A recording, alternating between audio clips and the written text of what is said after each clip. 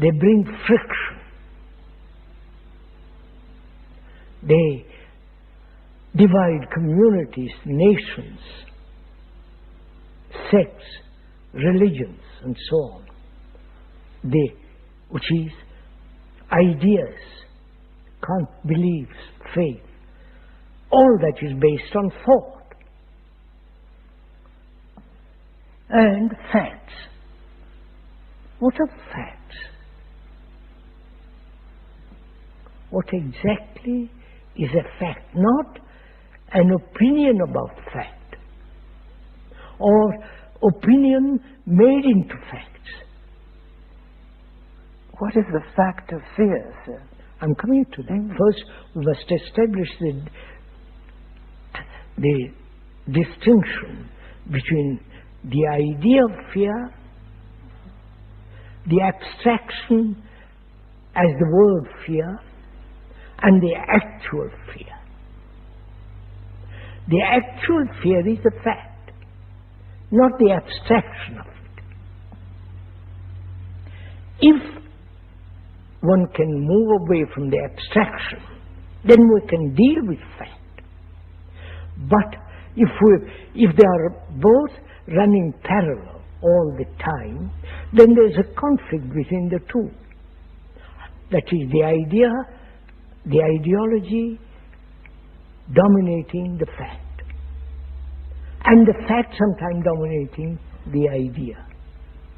Most people would say that the fact of fear is the very painful emotion of fear. Now let us look at that, not the idea of fear.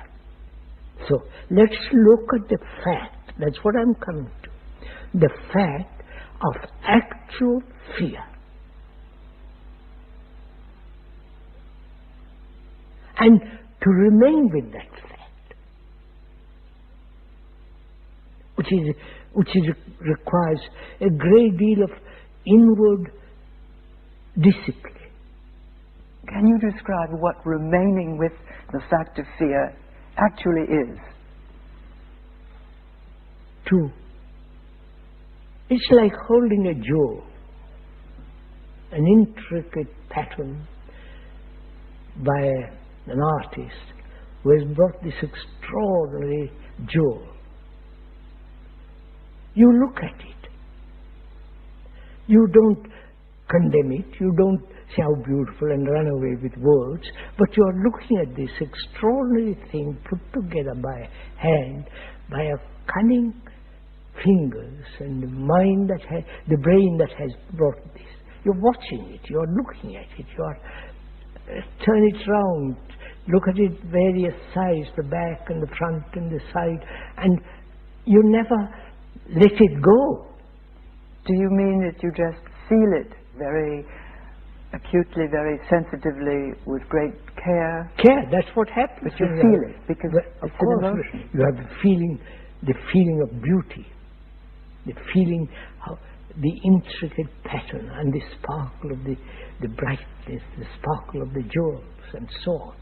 So can we deal with the fact of fear and look at it that way? Not escape. Not say, well, I don't like fear, get nervous and apprehensive and suppress it, or control it, or deny it, or try move it into another field. If we can do all that, just remain with that fear. So fear then becomes an actual fact. It's there.